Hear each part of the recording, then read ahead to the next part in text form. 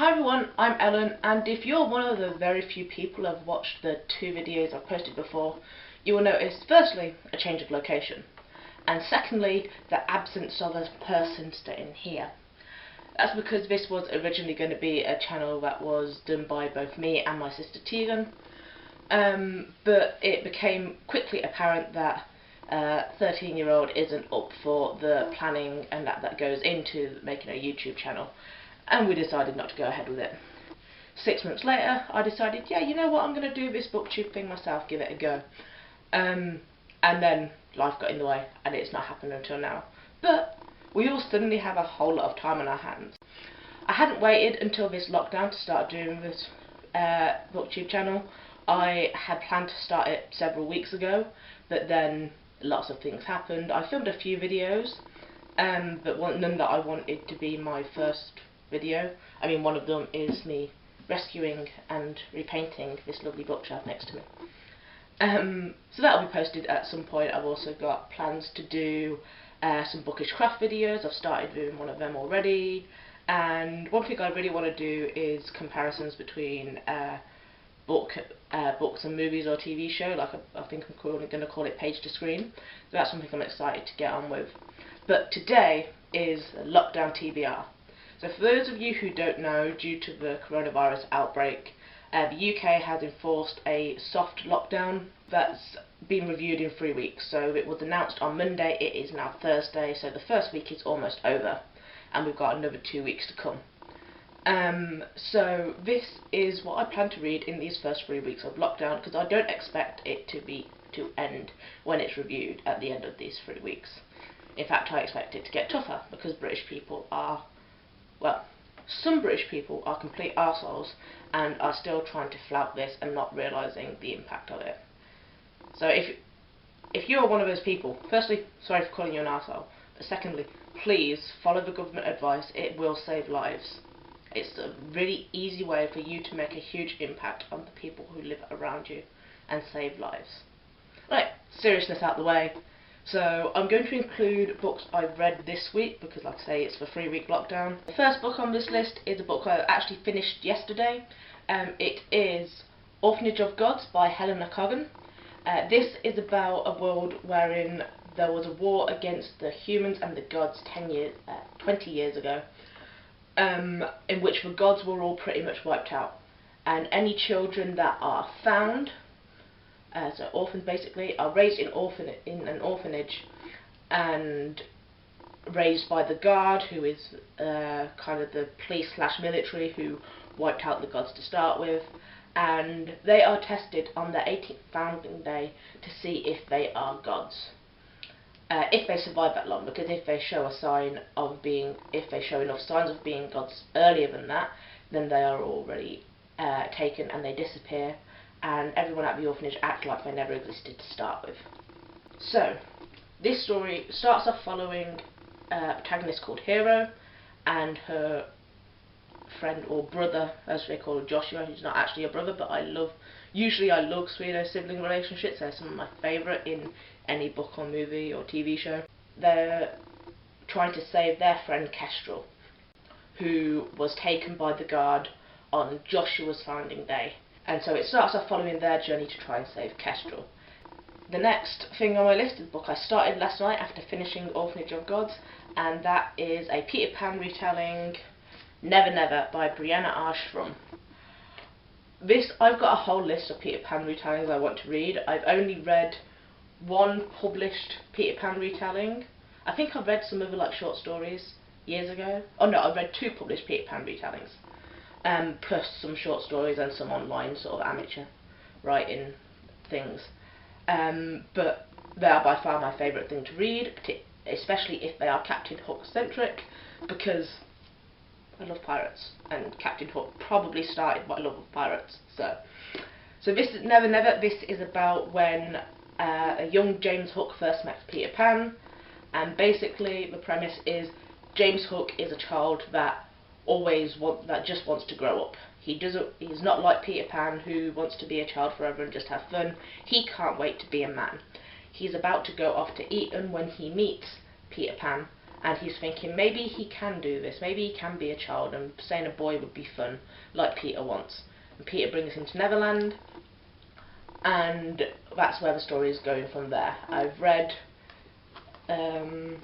66 pages of this, and so this far into the book, James is already in Neverland with Peter, and pretty much straight from the off, he is seeing the dark side of Peter Pan, and he doesn't want to be here anymore. He wants to go home, but he can't. Peter won't let him. So yeah, so far it's not a lot's happened so far. Well, no, it has happened, but it's still, you can see this is just build up, and yeah, I'm really excited. So those 66 pages has brought me to part 2, which is titled Several Years, If You Could Call Them Years, Later. So obviously there's going to be a bit of a time jump, but we all know with Neverland time doesn't exactly flow the same as in the real world. So yeah, I'm really excited, and I think this is part 2 where the story is really going to get going. I wanted to read this book for so long. I also have 2 other Peter Pan retellings on my shelf, plus another one on order, and tons on my wish list on Amazon. But I'm trying to break them up and read other things in between them. So, the next book on this list is darker.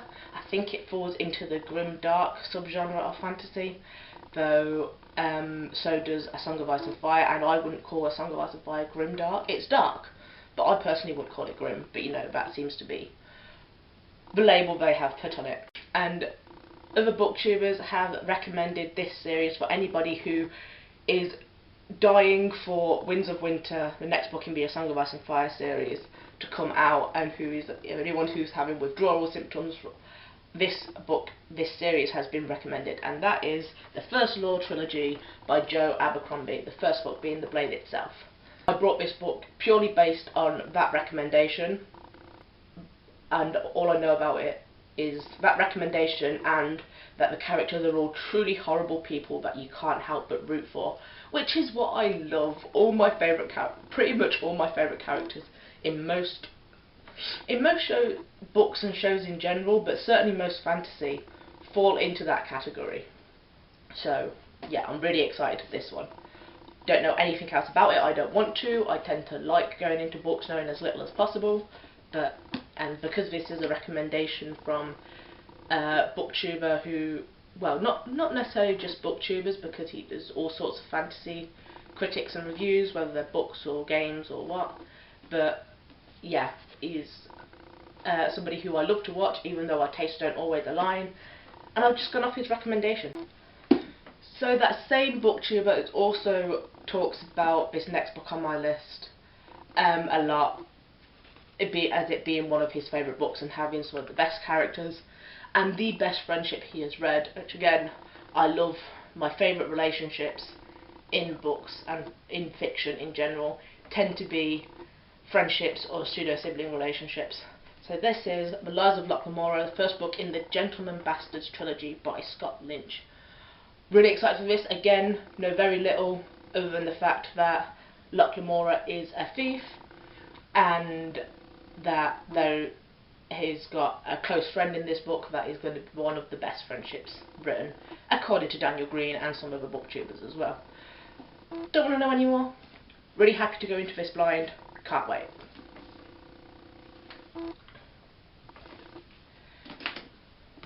Don't drop the books.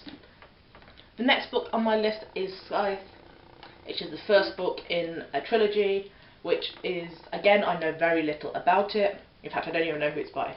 Neil Shusterman. I did know that, I've just forgotten. Scythe by Neil Shusterman.